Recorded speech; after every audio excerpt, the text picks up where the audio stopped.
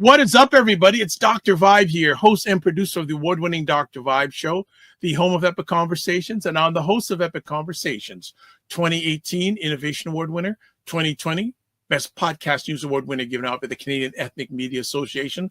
I also co-host and co-produce the only online show in the world for dads, fathers, and male caregivers that's sponsored by Dove Men Plus Care. And being part of that team, reached out directly and indirectly to over 400,000 dads, fathers, and male caregivers around the world. As always, I like to say you're blessed, highly favored, a magnet for miracles, and a solution for someone's problem. And the next time we're live, actually, we're broadcasting live on June 7th. Let me put that out there. And then the next time we're live, I'm going to promote a campaign that the team I'm part of and Dove Men Plus Care are doing for Father's Day. So you won't have a lot of time. Well, probably the best thing is if you follow me on, especially on YouTube. I'm going to be doing a video this week promoting the campaign, and it's going to be promoted via the LinkedIn platform. So just want to get to that. And in Toronto today, we're getting some hot weather. It is warm, humid, and we got smoke from fires in another part of the country. But you know what?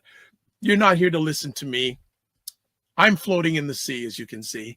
We are here to hang out with Aisha K. Staggers, Laura Lala Key, because they bring it and they win it every Saturday. What's going on, ladies? What's not going on? Yeah, it's weird. Hot. What do you think of the reason I don't have my lights on today? Because it is so hot. I can't. I'm like damp.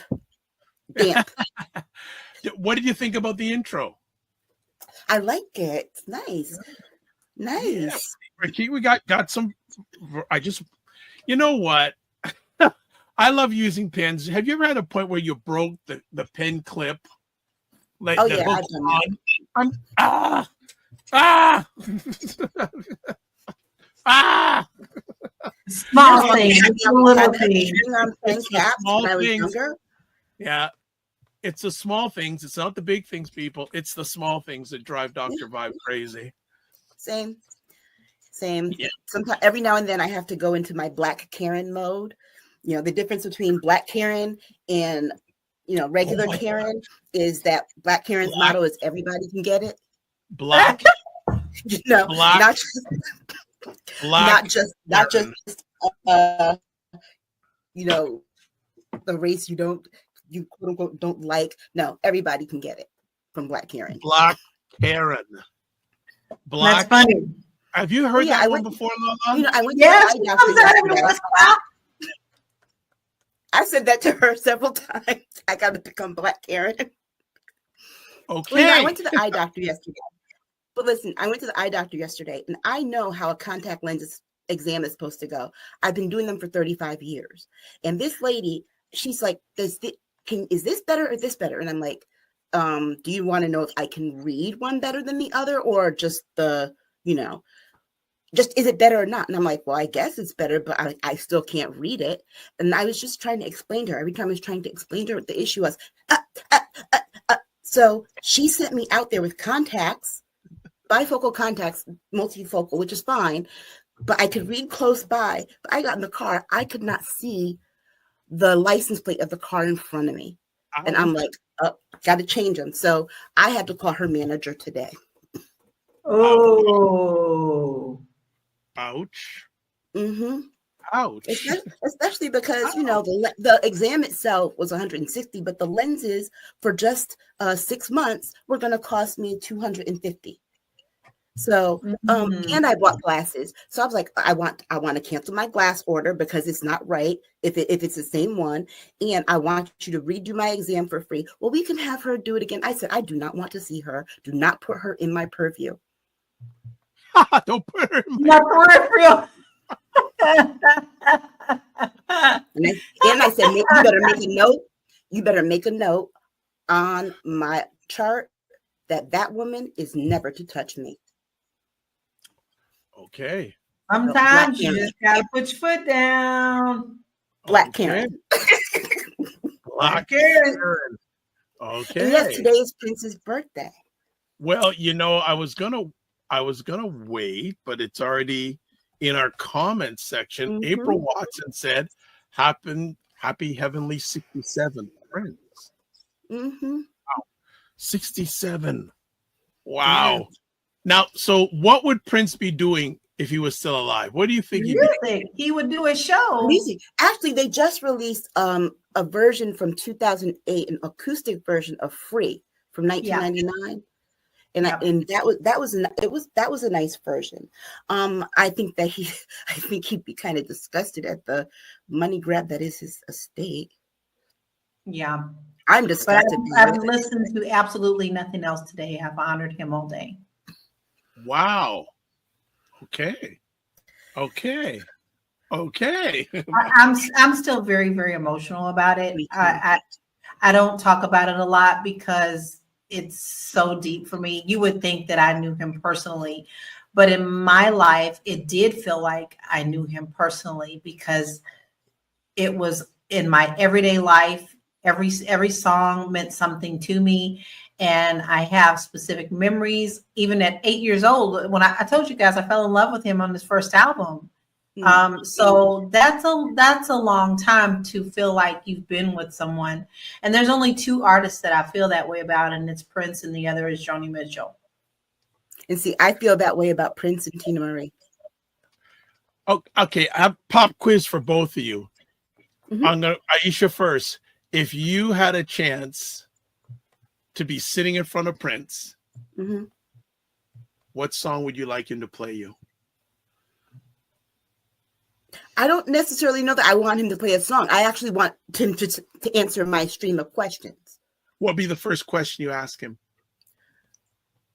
Well, I wrote an article about this back in 2018, and the question would be, where is the balance? Because I think he was able to strike a balance on record that I don't think in his personal life he was able to, between what people consider the perverse, and then there is the quote unquote pure, which would be the spiritual part.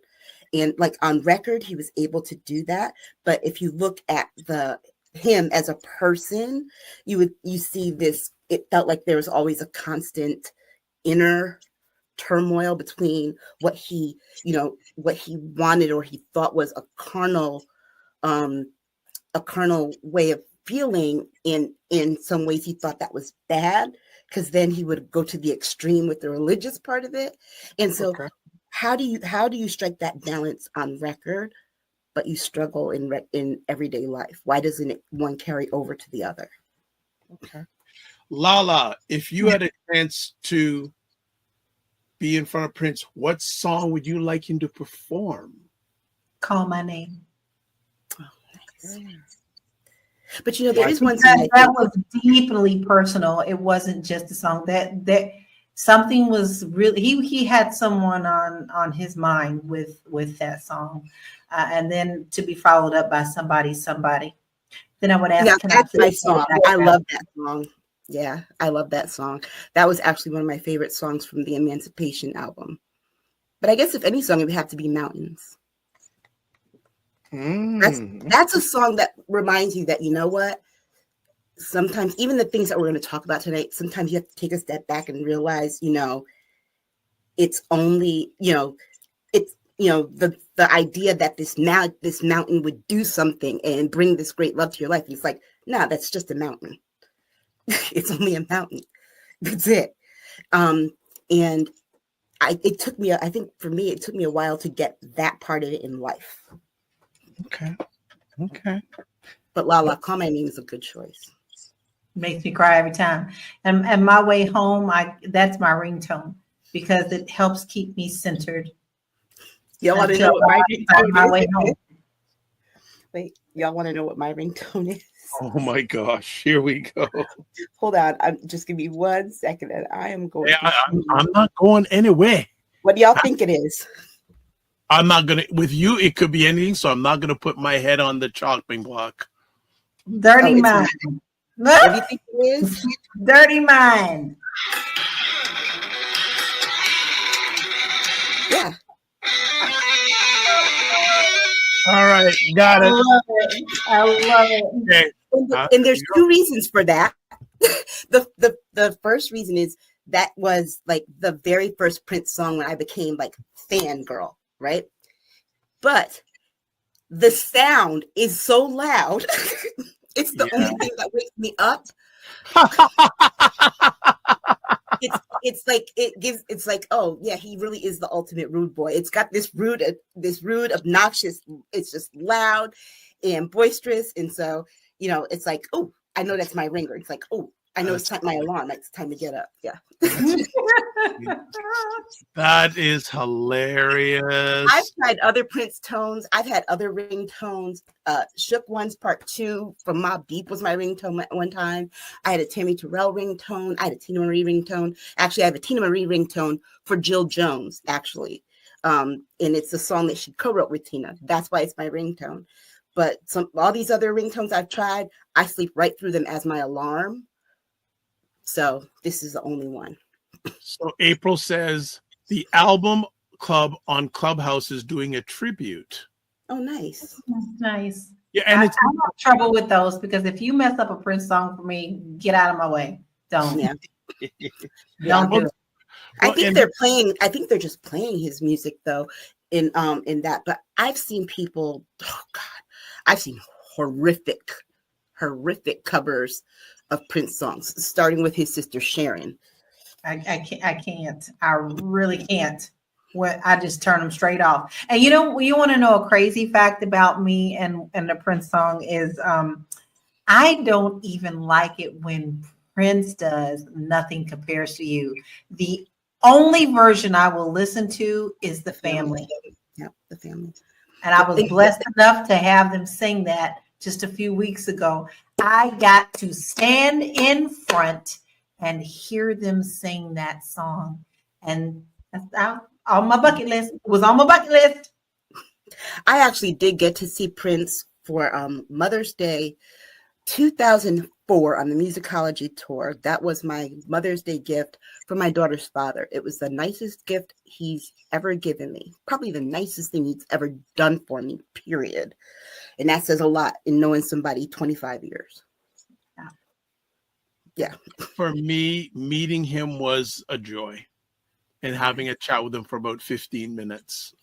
That was a joy. And then also on one of his tours, him and Sheila E. opening up with Erotic City. I was done. I said, I almost said, I don't want to see anything else. I'm good. Right. I'm good. I'm good. I can die happy now. I can die happy now. Good night. Good night, everybody. I just like exit stage left. I'm he good. tells the story how he wrote that song and about, going to see the Parliament Funkadelic, George Clinton in Parliament perform Not Just Knee Deep live. Well, they actually did that at the Montreux Jazz Fest, Parliament Funkadelic. They did a version of it, and it's really long. And then they did a reprise version of it, and then there's like an extended version of it. And when you listen to that live version, it's actually on an album. You actually can see, you hear exactly. That's exactly what he was trying to get with Erotic City. Somewhere in my boxes of CDs, I have a 2 CD bootleg of him, and the audio is amazing. And him doing a version of Just My Imagination. Oh yes, I've heard that with Misha Paris. Also, no, I don't know if she was on it, but the guitar solo, OMG! Is that the one from 1998 or so? Maybe, but the guitar solo, one of the best guitar solos. There's video, Dr. Vibe. Yeah, that's why I said Misha Paris sings on it too. She's in the audience, and they pass her the mic to sing, and then he plays the guitar. So it is excellent. It's killer. The guitar solo is yeah. And I don't like when Prince does covers of other people's songs, to be honest. And so I see why he did like the stylistic songs and the Delphonic songs, really to make sure those artists got their money, got something back. But his version of One of Us and I Can't Make You Love Me by Bonnie Raitt, I do not care for those. Okay. But last night, Lala, I did listen to one of my favorite Prince albums, my favorite Prince era, Parade. Yeah, that was on my list today at the beach. At the beach. And I just finished Morris Day's book, and I have to say that I was really, really pleased and really into the story on how he told the story. I believe he was being very genuine in his story. I loved his side. He told it from 3 different sides, and they all were just relaxed. It was like you were talking to an old friend. Yeah. Actually, I saw a video of Morris Day and the Time telling their story on I guess, what is it, the Minneapolis Sound podcast. And he was actually telling how Alexander O'Neill got kicked out. And it was a really good video. It's really good if you get a chance. It was good. I saw it too. I saw it today. You know what? He was also a good interview. Jam and Lewis. They have some really interesting stories about Prince that and they all give great homage, but some funny stories, some funny stories about. You know, the thing about Jimmy and Terry Lewis is that there is a period of Black music between 83 and 85 before Janet. And a lot of people don't realize that they wrote those songs. Like today in the car, there's a song by Thelma Houston called You Used to Hold Me. And my dad used to kill that when he was a DJ. And so I've always known that song. It wasn't until recently, and I was listening to it, I'm like, why do I feel like this is a Jimmy and Terry song? And so I went and looked, and it was. You know, I think there was a time when it came to R&B music, it was 2 sets of producers. Mm-hmm. Jam and Lewis and LA and Baby. That's it. That's it. And if actually there's a third, because the third would be Teddy Riley. Yes, that was your swing era. Yes. Cannot forget Teddy Riley. Yeah. Can you imagine? Could you think about the total amount of albums or CDs those 3 producers have sold? It's astronomical. And you know, I actually went back and looked for 1987-ish, I think it was 1987, the R&B chart. If you look, the majority of those songs it's those 3. That's it. 88, 87, those 3. I mean, they were.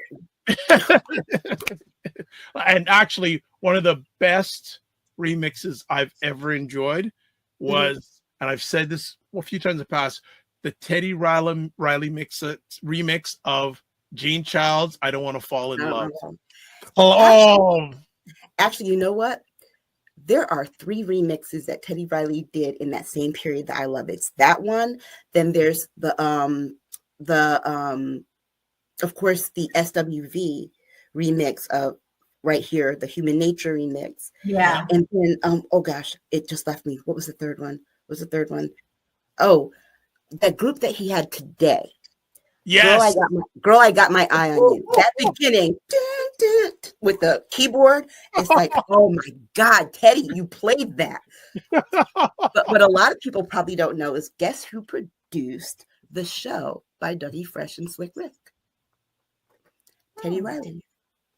Wow. He's been doing it for a long time. His story is actually really interesting. Yes, he went bankrupt. Yeah, but he was living in the projects when he did Keith Sweat's Make It Last Forever album, and he only got paid $3,000 to do that album. Come on. Yeah. Now, I will say about Keith. Okay, Regina's a non-singing brother, but Regina says he is talking about a guitar solo in the ladies after a show in New York City. The lights were off, and the Mika vocal solo was in England during Love Sexy. Regina says also, sorry, the solo was in 1988 Netherlands. Okay. April says, Call My Name was written for Manuela. And Regina says, I wish you wouldn't have told me that. Yeah. That's why I didn't say anything, because I didn't want to ruin it for you. And then Regina says, somebody give me the Men in Black pen, please. Okay, all right. And then the Walamala says, why and how did he go bankrupt? Too much time here, but I remember it actually got his profiled. manager Jim Griffin basically stole the money from him. But I'll tell you something. It kind of it was kind of like karma, because the lesson that Pharrell says he learned the most was from Teddy Riley taking the saxophone riff from Rump Shaker and not crediting him. Yeah, and it was He such did a to, Pharrell, with his manager. Teddy Riley going bank was actually featured on a CNBC series in the American 80s. Greed. There you go. Yep. Because somebody also tricked him into investing in something, and then his studios burned down in Virginia Beach. Oh, it's a deep story. But if you find that American Greed episode, look it up. It's a good one. Yeah, and Teddy on American Greed. Mm-hmm. Yeah. I missed that episode, and I always thought I watched all of them. Yeah, Mm-hmm. Yep. No, it was on American Greed. Yep. Jennifer Lewis actually has an American Greed episode too, from the boyfriend that she had that was a scam artist. Whoa, I missed that one too. Yeah, the Walamala says, can't trust these managers. Tyson's manager, I think, Don King. Of course, don't even go to Don. Don't even start with Don King, please and thank you. Don't even all we got to say about Don.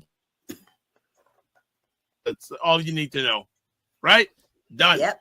No, but Teddy, right? And Teddy posts on Instagram every once in a while, and he did a post recently, and there was a non-melanated young man that was singing. What was it? Remember the Time? It sounded so much like Michael Jackson. You would, if you would close your eyes, thought it was Michael Jackson, but it was this young, I'd say probably early 20s, and Teddy was playing his keyboards and I just going, he still got it. Yeah. Well, one last Prince trivia before we go. Yeah, we do have to take a break eventually. Yeah. Prince did make his foray into New Jack Swing. He was successful with one song. What was it? And he did not record it. Lala, answer? No, I don't got it. Got me on that one. Round and Round by Tevin Campbell. Oh, and I love that song. Tevin Campbell. Wow. Yep. Because the version that everybody knows really is the New Jack Swing version, remix version. It's not very much remix, but it's remixed enough. Yeah, that was the one. And New Jack Swing. Jeez. New Jack Swing. And again, has never been duplicated. Nope, has never been duplicated. And the other thing about New Jack Swing that was so great, it really was that first foray into blending R&B and hip hop in a very seamless way before artists started just having the features in there. So it really was a special period. Yeah, Teddy. We also need to acknowledge that we lost Pepe as well this past week. Yes, Pepe Willie. 100%. 100%. Okay, I think we've done enough music recollection for the show. So what we're going to do, family, we're going to take a break and take a guess what we're going to talk about. I'm not going to even tell you what we're going to talk. Take a guess what we're going to talk about. We will be right back. Here we go. It's the home of epic conversations. So many of us are blind to the fact that they don't know what they don't know. We sort of appreciate all the help that we're given, all the help that the government is giving us. But we as people, we have to unite together. Confidence is something that's very impactful, because that is something that you carry with you. Oh, that mic drop. All right. So we are back on Primetime Saturday with Aisha, Lala, and Prince, and Teddy, Jam and Lewis, LA and Babyface, the family. Oh, wait. One more. I'm sorry, I don't want to keep going, but Jill Jones was inducted in the Walk of Fame in Ohio. Yes. That was so amazing to see. That was Mhm. now. Have you ladies spoke with her since that happened? Yeah. Through text. I don't know about Aisha, but through text. No, I actually plan on calling her tomorrow. Okay.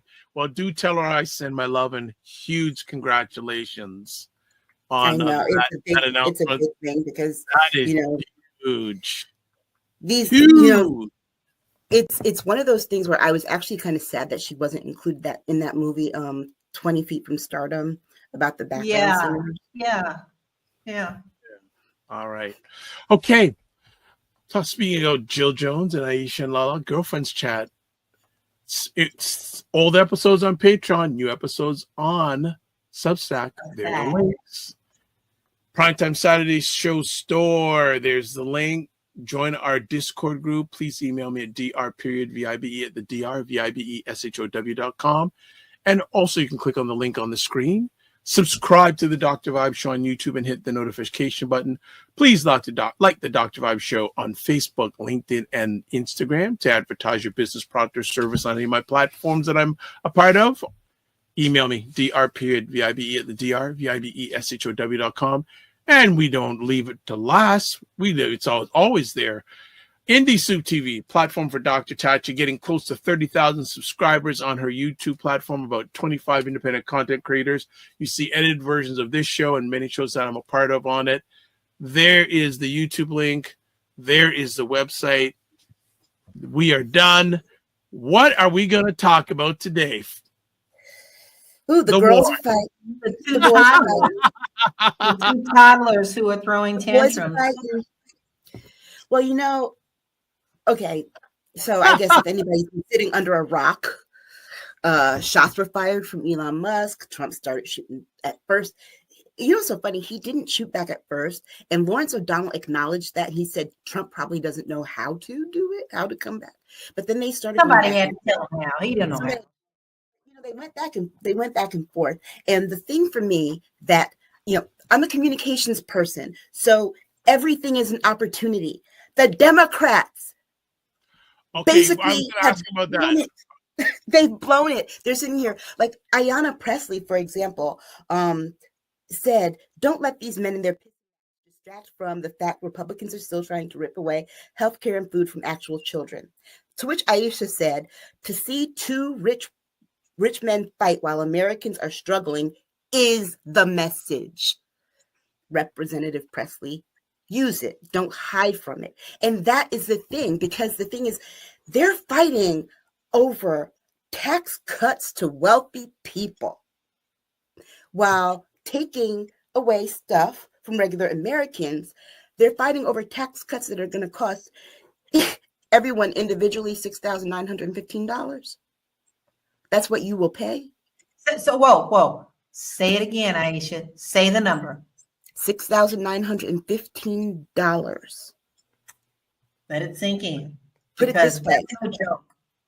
Put it this way, you guys aren't getting refunds the way that you've been getting them, because they've got to do something with that. Those are the tax dollars from people that they're trying to take. But not only that, they're also trying to take people's Social Security. And that is the biggest thing. So you can't, two things can be true at once. They can be having a MAGA meltdown, but guess what? We can always say, look, they're over here having these meltdowns and going back and forth, talking about this bill that is only welfare for the wealthy. Period. They're arguing about money.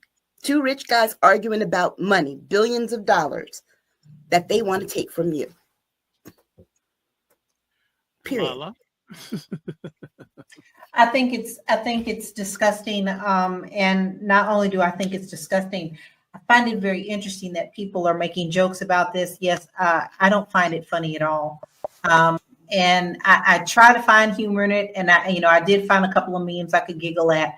But if it wasn't so serious, if we weren't talking about people's rights and people's we done paid into the Social Security system. If these type of shots weren't fired at the level that they were fired, this is really dangerous, because the world is watching. people are going to be very opportunistic about this in attacking America. The kooks are always going to be the kooks. I don't ever pay attention to them because they're going down that cross. Whatever they're going to do, they go down that cross. But when Musk came out and he beyond made it personal by stating what we already know. I mean, they were both stating things that we already know. We've already been telling you, and we're all going, and right. And what, tell us something we don't know, right? But I think Musk is at the point that he will. Anytime you invoke Epstein files, you ain't playing. And I'm gonna tell you right now, he better be watching his back, son or no son, as a human shield. Trump already said it today. He already said today about investigating him, and Steve Bannon is out there investigating him, deport him, all this other stuff.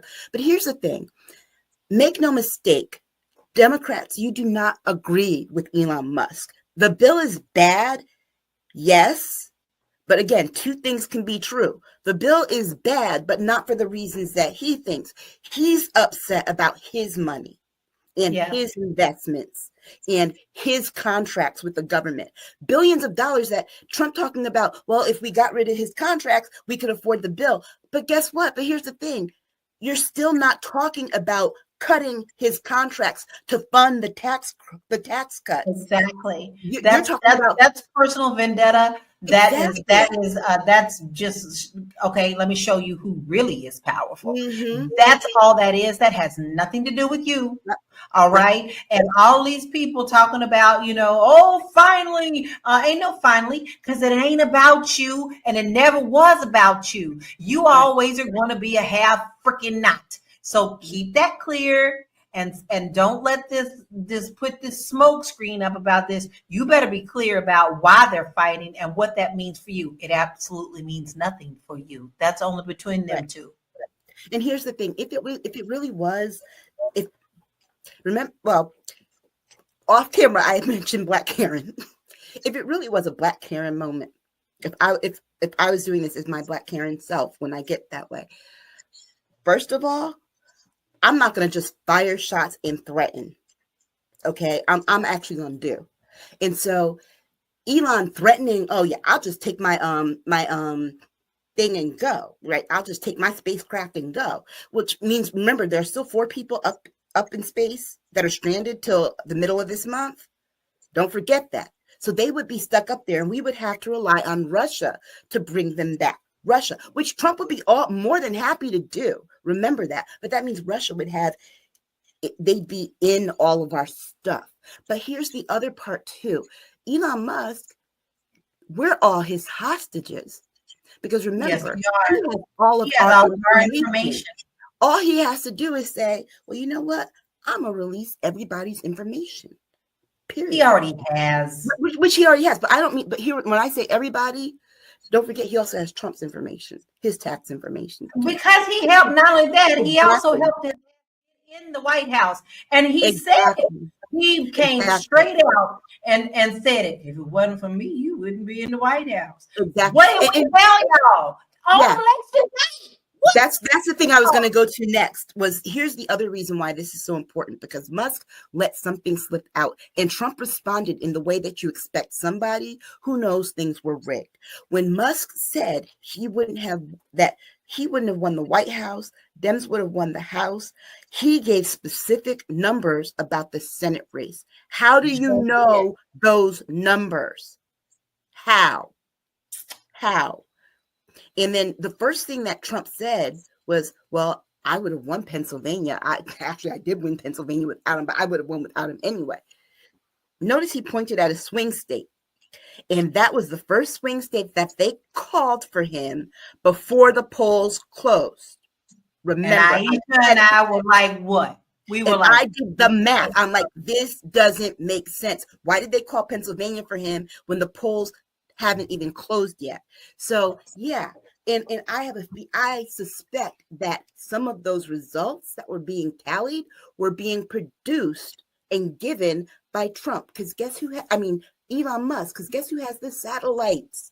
Guess who controls all of the satellites and the data? Dr. Vibe, are we telling the story? You were there that night. Both Aisha and I were in a complete funk stupor because we were like, What? This doesn't make sense. Doesn't make This sense. doesn't make sense. They're calling too early. This isn't right. And the first week we was like, we can't even come on the show right now. We were so upset because we knew that night that wasn't right. No. And here's the thing. People might say, well, you're just mad at him. No, because if anyone who was watching that night recalls, I said, how can they call Kamala Harris for my state when only 4% of the vote is in? I'm like, I know she's going to win Connecticut. That's typically how it goes here. But at 4%, they shouldn't be calling it. So how much of the media is at fault for all this madness? Oh, well, you know what? Here's the thing. I was trying to keep my mouth in a nice place. Well, here's the thing about the media, right? Trump has his panties in a bunch because only 170,000 people have looked at his posts on Truth Social about Elon. 178 million looked at Elon's. So what does Trump do? He starts calling the media. He called Kristen Welker. They're all in his pocket. But I have to correct you real quick, though, Aisha, because he doesn't wear panties. He wears diapers. Oh, well, yeah. Okay. Yeah. Yeah. His pull-up. You didn't go there. You didn't go there. You did not go there. Media and trying to control the narrative. And here's the other thing. It's not just that, but it's also how he's manipulating other things around, because this story was so explosive and consumed the media for the last two and a half days. This man pretty much was like, oh, we're going to have to unseal the Abrego Garcia thing today, because they did that on the 21st. It was dated.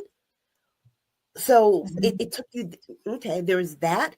And then there was something else stupid that they were trying to direct people to. So you could tell that this really bothers him. But the point of it is that the people are being hurt, because even if Elon's not there, the Doji boys are still there, right? The Doji boys are still there. Not only that, the DHS, terrorism task force, they gave that job to a 22-year-old who calls himself Big Balls. Right, who just graduated. No, not that guy. It's a new one. This one just graduated. I forgot that one now. Yep, this one just graduated from college last year, and his last two jobs were cashier at a grocery store and gardener. And he's now making a 6-figure salary, supposed to prevent terrorism. The guy that resigned from that position because he was going to lose it anyway, he had almost 30 years in terrorism work in the military and working for different terrorism task forces and in the FBI. This man, so we went from being very secure to being this kid's job is to close that office. And they have shifted this focus. This is something that should really scare us all, because they're fighting about this, but the damage is done. And we should all be terrified, particularly about that terrorism part. Why? Because next year is the 25th anniversary of 9/11. And Donald Trump has made us more unsafe. The region is very unstable. He's not doing anything to help, actually hurting in there. But they have shifted the majority of the FBI and all of our federal law enforcement's job to focusing on immigration. 45% of the FBI's budget is being directed to immigration. And not only that, but DOJ just sent about 10,000 more people who are not working on other cases to focus on immigration. And so, yeah, he's talking about the border. He's so concerned about the borders. He's not worried about these threats that are already there. And I promise you, these numbers mean things to people. They did an attack on the 20th because think about it, the 25th, you're talking about kids who lost their parents are 25 years old. They're going to be 25 years old next year. The ones who were born after their parents passed. Yeah. So we're talking about they're upending everything. They both, the two of them together were toxic. They're toxic together. They're going to be far more toxic apart, because now Elon is going to weaponize his money and his relevance, and Trump is going to weaponize the government. And the people getting caught in the middle are the rest of us. It's like people have referred to it as a divorce, and the joke is, well, in the divorce, who gets custody of J.D. Vance? No, in a divorce, the kids are the American people sitting in the middle while the parents battle it out and cause irreparable damage.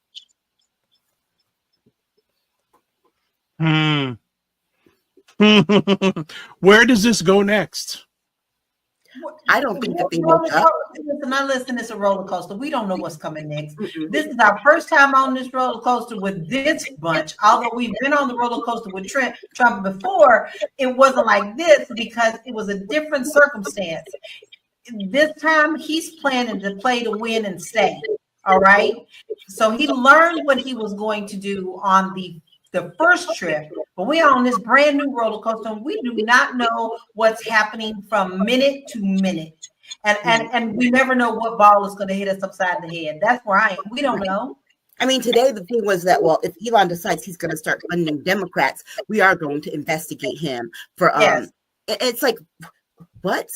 You're already investigating the Democrats' fundraising arm, which is ridiculous. And so if we want to see this, all the things that we're talking about, what does Trump do when he gets frustrated in these things? He starts throwing spaghetti at the wall to see what sticks. So then it was like, oh, I'm gonna investigate Joe Biden for using the auto pen thing that he himself has used, and then also admitted that he there was an executive order or something that he didn't know about, but it was signed by using that auto pen. Well, I didn't sign it, dude.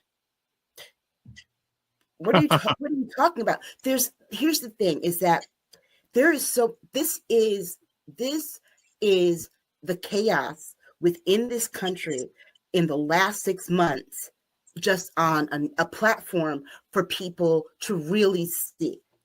They're airing each other's dirty laundry and going back and forth, but then they're throwing everything else into the mix of it.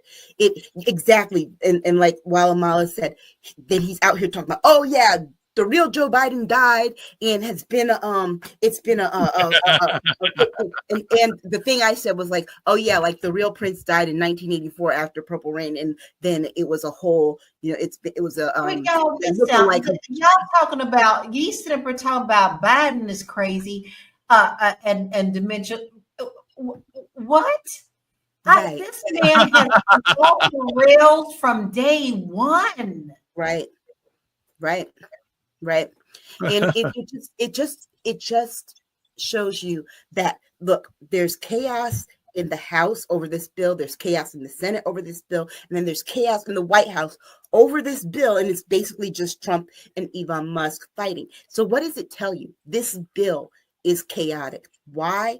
Because it is going to upend the lives of a lot of people, and they are playing with people. Hey, so before we get to that, of course, we got some comments. Regina is on fire as per usual, so let me catch up. And the Walamala, you have some comments too, but Regina says, Elon has 220 million followers. I detest both Musk and 47, but Elon has longevity on his side. 47 doesn't. This battle is interesting. We know what 47 will do, but Elon is an agent of chaos. He also is. Said, though, one thing though, Regina, I might not agree with you on the length of time that Elon has. All those drugs and stuff that he does between the two of them, I'm like, it makes me wonder. People suspect that Trump was doing Adderall. People suspect that Elon does all the drugs that he does, and they were on the campaign trail together. And the thing was that Elon was doing heavy drugs on the campaign trail. Well, he was always in Trump's face. What makes you think that Trump wasn't partaking? So Regina also says 47 was threatening Elon today about funding the Democrats. She also says immigration ICE is going downhill in polling. The border is one thing, your neighborhood waitresses and mom is another. Yep. She also says a lot of people I know think the tech bros will get rid of 47 so JD takes over, because no way JD is going to win an election. But that's what we said, though, right? That the real plan, and that's the real plan, because remember, JD is a Project 2025 loyalist and will admit to it. Yeah, Walamala says 47 claim he is a robot. Regina says, right, Matthew Perry died of a cinnamon cocktail. I mean, if you look, that day, that last day that Elon Musk was at the White House, it was apparent that he was high. Oh my God. It's apparent he's high all the time, even at the inauguration. All the time. And you know, it's funny to me because those kinds of drugs and evil go hand in hand almost all the time. You know who else was on drugs like that? Hitler. Yes. And if you remember correctly, before, this is the history about D-Day that people forget, is that Hitler's people were planning to assassinate him at the same time that D-Day was going on. Okay, I want to just do a little quick reflection because on this, the summary of the love affair. July 2022, Musk suggests 47 should forego White House bid. November 2022, Musk reinstates 47's Twitter account. August 23, Musk defends 47 as prosecutions pile up. March 2024, 47, desperate for cash, meets Musk in Palm Beach. May 2024, Musk establishes a pro-47 super PAC. July 2024, Musk endorse 47. August 2024, 47 and Musk hold campaign event on X. October 2024, Musk joins 47 at Pennsylvania rally after spending millions. November 2024, 47 wins election after Musk spends $250 million on the race. Actually, the final count today was 290. January 2025, Musk speaks at 47's inauguration rally. March 2025, 47 publicly limits Musk's authority amid clashes with cabinet. May 2025, Musk exits the White House amid simmering tensions. June 2025, tensions boil over and spill into public. So, the 2022 year is very interesting because if you think about it, what were we hoping for 2022? What happened in 2022? We had a midterm, and Democrats felt like they were on par to win that midterm because of the rescinding of Roe, right? Democrats thought they were going to win that midterm. Who else would have been afraid of Democrats winning that midterm and having control of Congress, which is the arm that determines how the government's money is spent? Elon Musk. Because if Democrats had gotten control of that, they would have cut back on a lot of those contracts that he was getting. And he had a lot of contracts that were set to end. I know it's premature to ask, but what do you have to say about Elon Musk at this time? I haven't changed my idea about that from the very beginning. His whole family are toxic. And not only are they toxic, they're freaking dangerous. They want to control the world, and he thinks that he can. They're all. Well, I know 59 people that might be deported back to South Africa. They already started to work on that because they all lied. The Republicans they're telling that they knew we're farmers, and they get over here. No, we don't know nothing about farming, but I can park people's cars. Okay. All right. So on the who wins this in the long run? 47 or Elon? Or could they make up? No, they ain't gonna make Who up. wins? Who wins? When in the Musk long run? crossed the line and called out the Epstein files, that was over. That was Yeah. it. Yeah. There's no way there. But here's who wins. And this is part of what I think the rebranding needs to happen with the Democrats. I've given a lot of thought to how Democrats need to revamp their communication strategy. And I think that they need, at this point, they need to brand MAGA in two groups. There's the MAGA billionaires and the MAGA elite, who are the influencers, who are all those people who do the podcast bros, and all those people who aren't billionaires, but they've made money on the MAGA grift, like Laura Loomer, those people. Because when you talk about them in that context, regular people can see that they aren't, even though they might be MAGA, they don't fall into either one of those, because those are the only two groups who stand to benefit by these tax cuts and this bill. They're the only two people who stand to benefit. Well, here's a suggestion for the Democrats. Don't spend time on 47. Provide alternatives. Well, I've also given that thought. Your lips and God's ear. Yeah. They're not doing what they need to do. I'm sick to death of them. But, however, we still got people like John Walsh, who was a big Republican. Now he's like, I'm done with y'all Democrats. I'm kind of coming over to the side, and I'm gonna need you to start getting your shit together, because y'all are dropping the ball.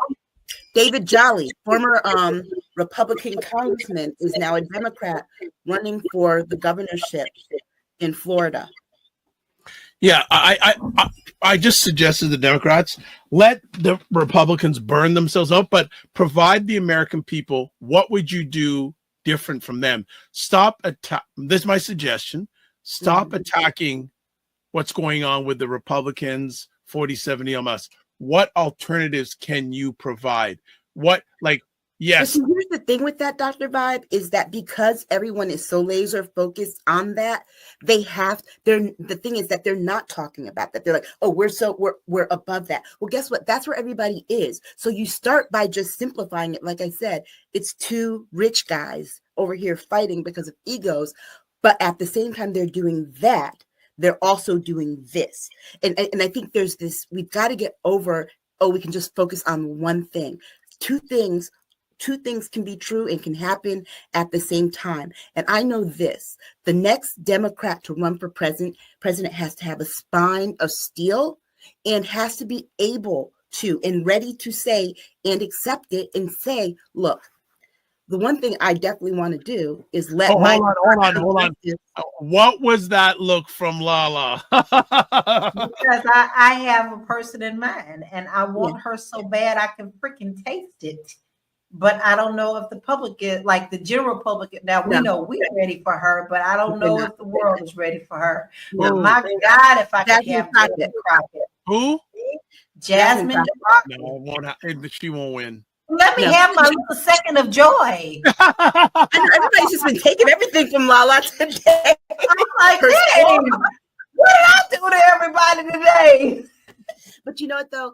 But here's the thing. I think the person has to commit to saying, this administration, the cabinet, they have violated the Constitution, and we are going to look at the things that they have done.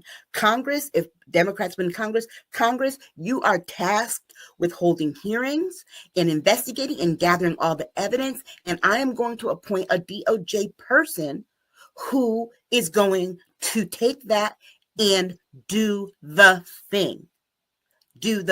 Because honestly, I don't see Democrats getting that invigorated over anybody in 2028 unless it's someone who's going to deal with the mess that's happening now, because a lot of illegal stuff is happening. Like, for example, we need to know who these ICE agents are. If you are an actual ICE agent or FBI agent, why do you have a mask on? And then why is the party who had issues with people having masks on to prevent illness and death okay with people wearing masks to disappear people? I mean, for example, Trump made Columbia sign their thing saying that they would not require a mask mandate on campus to prevent COVID and disease, but they allow their masked ICE agents up on campus all the time to snatch students. These ICE people tried to go into public schools in California and take kids. Thankfully, great principals, great teachers are like, no, you're not coming in here. But we have, whoever it is has to say, we're going to investigate this. We need to investigate this. We need to investigate this. We need to investigate this, because trust in our government has been eroded. And the only way to bring that back is to say, nah, we're going to investigate this and prosecute people who broke the law. We're not going to slow walk it. We are going to do the investigations, and we're going to do this. Congress is tasked with getting the evidence, bringing it to us, and we do the case. Period. Right. It's going to have to be somebody who's like that. And that's why I say they've got to have a spine of steel. Regina says, and the tech bros hate the nutty tariffs. She also says, by the way, the big beautiful bill has 96 pages of policy included. So it isn't just a budget reconciliation bill, meaning it needs 60 votes to pass. LOL. If Elon starts a party for the Rogan bros and the tech bros, he could split the GOP in two. And she also says, personally, I think the Dems should borrow the AOC Bernie platform. It is simple and for the people. Basic stuff, stop pandering to big donors. I thought one of the most interesting things I heard this week is one of Aisha, I don't know if it's one of your favorite lady politicians saying she didn't read. Yeah. Here's the thing that Democrats can do now. All those Republicans are admitting to not reading the bill. Yep. Democrats, you have a YouTube channel, you have TikTok, you have all kinds of social media. Y'all need to read that bill to the people. It's 1,000 pages, but you know what? You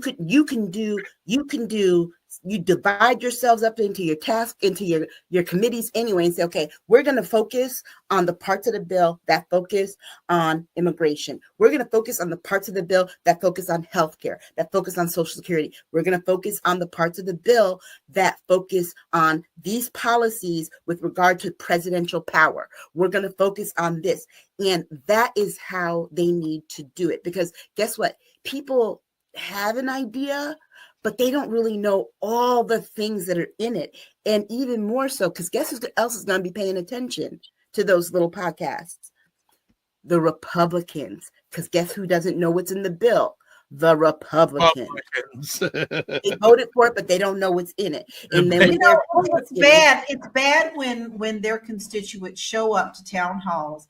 And it gives me actual joy to see in the fact, not for the people, it gives me joy in the fact that the people did take their time to read the bill. So when they come to the town halls and they're quoting sections and going, did you know about section blah, blah, blah, blah, blah, blah, blah, blah, blah. And then all of a sudden he goes, no, I didn't read it. Boy, that speaks volumes, bro. You're not getting that vote next time. I want you to know that.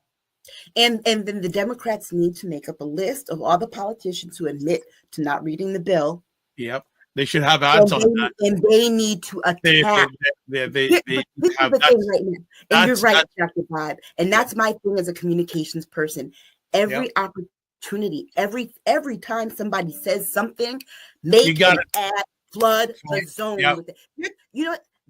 Their whole thing, like they're following what Steve Bannon said, flood the zone with chaos. You flood the zone with information. Every time somebody does that, you don't even have to have a message. Just replay the video and say, we told you. And then they just need to adopt a phrase that is easy and stick to it. That's why I say, call this bill welfare for the wealthy, because every Democrat has something different to say. Do you know what media has seized on? They have been calling this bill the big beautiful bill. Why? Because Trump picked that and he stuck to it, and he told every Republican, when you talk about this bill, it's the BBB, the big beautiful bill. Keep going. You've got this Democrat over here calling it the ugly bill, this one over here calling it a disappointment. No, you all call it welfare for the wealthy. Welfare for the wealthy, period. And the reason I say that is because one thing that wealthy people hate and white people hate, being told that they're on welfare. You stain them with it. The same way that they have stained working class people, they've stained the elderly, they've stained Black people, Latino people with the word welfare. Turn it back on them. And Democrats start taking back our language. Take back stay woke and use it and say, yeah, you know what? We're woke, because guess what? When you're woke, it means you're awake. It means you're aware. It means you know what's going on. Take back DEI. Baby, I ain't never abandoned woke. I advertise it. And it's so funny. I wore my woke shirt this week, and I think I had like 5 people going, amen, sister, amen. Yeah. So it was like, okay, we're still out here. We still are claiming what we know, what is right about woke. Right. People are not stupid. Only the Kool-Aid wants to try to make it, turn it into something that's not so go, like Aisha said, go turn that on them. It's wealthy welfare. Yep. And then here's the other thing too. Take back DEI, because we need to start asking the question, so why is diversity bad? And you start asking those people, why is diversity bad? Why is equality bad? Because equity is equality. Why is equality bad? Shouldn't everybody have equal opportunity to access things? And inclusion. Make sure inclusion is bad. And here's the argument you make on inclusion. You know, inclusion is not just about people of color. It's not just about the LGBTQ people. But guess what? Guess who else doesn't feel included? All those white boys that go and shoot up schools. So circling back, why this battle between 47 is so important and the destruction left in the wake of this, it's going to be interesting. During the last election, there were a lot of young men of different cultures who look up either to one of these guys or both of these guys. But the media is so jacked up with it, though. Here's the problem, and here's the argument. And I'm a person that does statistics in the math and all of that. And I'm gonna tell you this: people are like, oh yeah, Trump made inroads with black men. 1%, 70% of white men voted for him. 70. Yeah. That is the thing. Not the 1% increase in white men. 43% of Latino men. 70% of white men. Period. Like someone said, oh, they were trying to make me think I was wrong. I'm like, no, you don't know math. They said, well, Biden deported 15,000 people in the same, in this time frame compared to Trump. His last time deported 6,000. But the information that's more important, 72% of the people that Biden deported were actually convicted of crimes, compared to only 30% of the people that Trump. And guess what? The raw number might be different, and it might look like more, but remember, it's proportion. It's about the proportion. The moment you enter a percentage in there, it's about the proportion. So 72% compared to 30% in terms of who's deporting criminals and who's not. And Trump's whole justification is that it's the crime. Guess what? You know when crime rates are their highest? Under Trump. Oh, Jen Myers says, hello, everyone. I'm late. You're always on time with us, Jen Myers. And then Regina says, take back the real meaning of woke. Amen. You know what? Here's the thing. Forget this Elon and Trump breakup. What we need to talk about is America's breakup, particularly the Democrats' breakup with being chumps. Break up with that. Break up with the weakness. Break up with giving away your stuff. And then what happens in a breakup? You take your stuff back. Reclaim it. Because all they did, it's not like they took our things and then used it for something. They took our things, they changed the meaning of it that has nothing to do with the actual meaning, and rebranded it and fed it to their people. So you ask someone, well, what does woke mean? You ask those people, they can never tell you. You know why? Because they know the wrong definition. They know that woke means anything they don't like, anyone they don't like. And that is not what that word means. I mean, well, we all learned the meaning of woke as the past form of awake when we were in elementary school.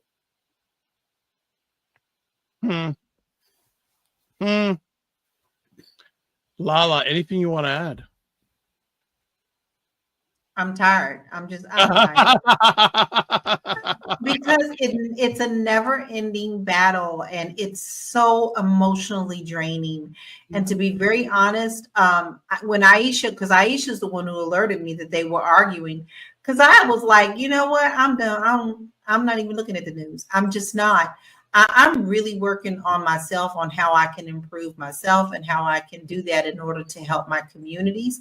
And I'm really, I need to let y'all know that Florida really pulled a fast one over Will and I on this special elections. We're not going to be able to get to vote because they have instituted how you need to drop off your ballots. You have to do all these new things now where we can't get our ballot in fast in time enough because, we travel a lot. Yep. And so we're traveling, and I this week they hit us. So when I say I'm tired, I am tired because I'm constantly mentally trying to think, what do I have to remember? Where do I have to go? What do I need to do? How am I being a good citizen? Oh my God, so at that last point, when we heard about this argument that's still going on, and believe me, this is not going to be the last of it. I didn't have the mental capacity to even wrap my head around it because I'm exhausted. So for people who are watching live on the Dr. Vibe Show YouTube channel, I love the engagement of the audience. So I got a poll. Who will win the 47 Elon war? One. That fourth option. Which that? The billionaires and the elites. Okay. I think that's wins. Okay. So 47, 1.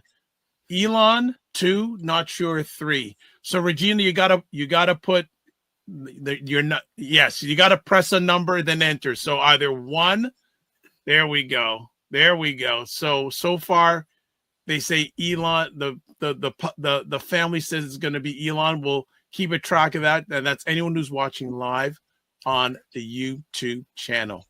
Well, anytime it seems it's going to look like Elon's winning, Trump's just going to deport him. Regina says, the breakup song, Why Don't You Call Me Anymore by Prince. Yeah. Oh my God. You know what?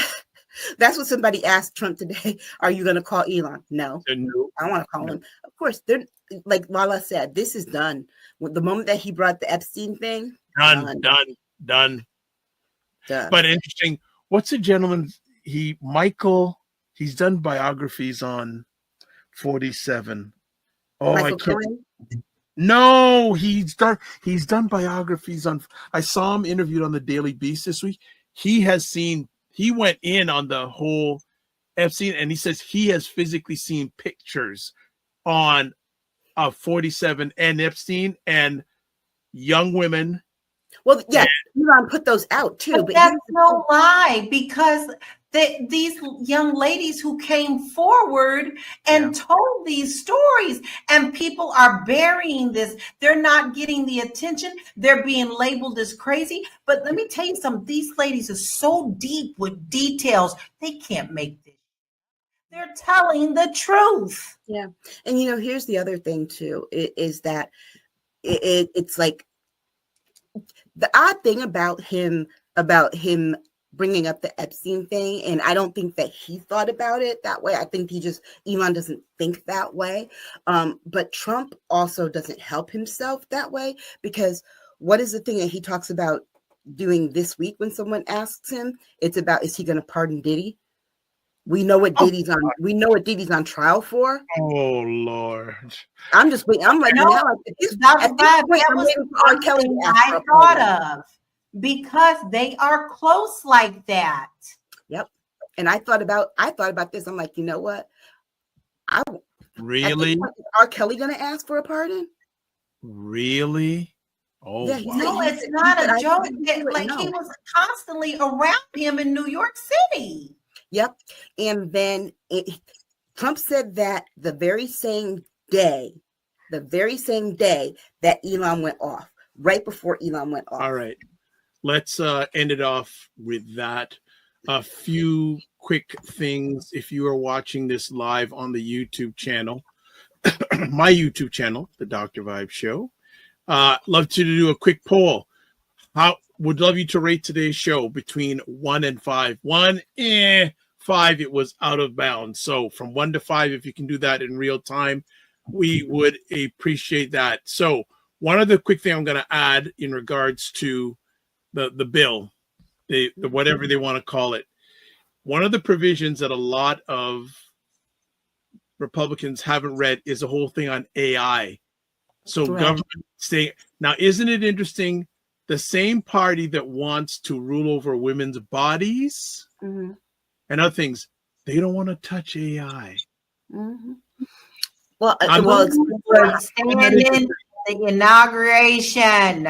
They all were up there in line. Yep. And then don't forget,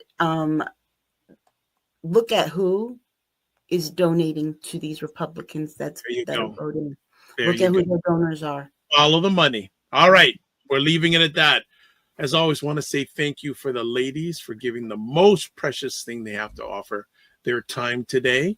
And we want to say, how can you get a hold of them? So there's a key in the house. And by the way, Lala, your honey bunny, as you call him, actually favorited the show. I know. There you go. All right.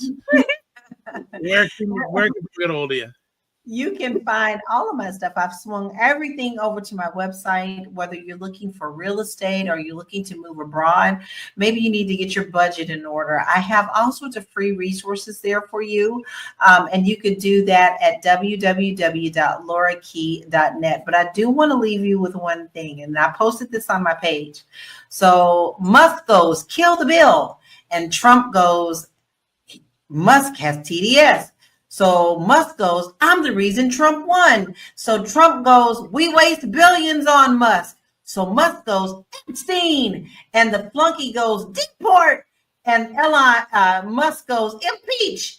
And that is why, boys and girls, women are too emotional to be president. Yeah. On that note, I'm going to put it over to Aisha K. Staggers. Wow. You can find me on Instagram at AKStaggers, Medium at AishaKStaggers.medium.com, Blue Sky, AKStaggers.bskysocial, and Friendo Media at FriendoMedia.com, where I was this week named editor at large, and Substack at Aisha K. Staggers. Congratulations. Fantastic. Good stuff. All right. Let's let it go here and let's do this. Where can you get a hold of me if you want to get a hold of me? I always say ladies first. I actually saw that video this week. Ladies First by Queen Latifah. Classic and her Money Love. Website, the drvibeshow.com. YouTube, Facebook, and LinkedIn, The Dr. Vibe Show. Instagram at The Dr. Vibe Show. X/Twitter at drvibeshow, and email dr.vibe at the drvibeshow.com. You can also catch me on Substack, drvibe.substack.com/subscribe, and on Blue Sky at drvibe.bsky.social. And you can watch replays of this epic conversation on the Dr. Vibe Show YouTube, Facebook, and LinkedIn, and the Dr. Vibe Show website. And before we exit out, let's see what we got here. Aisha says, I actually wrote an article this week on taking back DEI. And Regina says, excellent show. Congrats, Aisha. Well, all of you made an excellent show. So that's the most important thing. So as always, Live your life as a dream. If you can dream it, you can make it. Sometimes you have to get smaller, get stronger, block assumptions, aim bigger, aim better, aim higher, aim wider. Love, faith, and respect. Don't just manage your time, manage your energy. Remember to give yourself grace. And if you're not making money, make history. Try to do both and make it better. God bless. Peace be well. Keep the faith and walk good.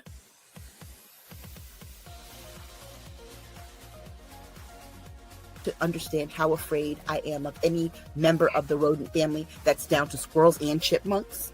Okay, I cannot stand all members of the rodent family. Rabbits, bunnies, no. What else is going on that day? I mean, is there something we're supposed to be doing? Why are you going there? Why are you going there? You know I'm going to ask you. It falls the same day as the inauguration of the new president. The what? Excuse me? I'm sorry. So in other words, Monday. So onesies. Now, folks, don't ever think you're going to see us all on a show with onesies on. Don't do that. You might see me. You might see me. You'll see me and Lala, because we oftentimes wear ours.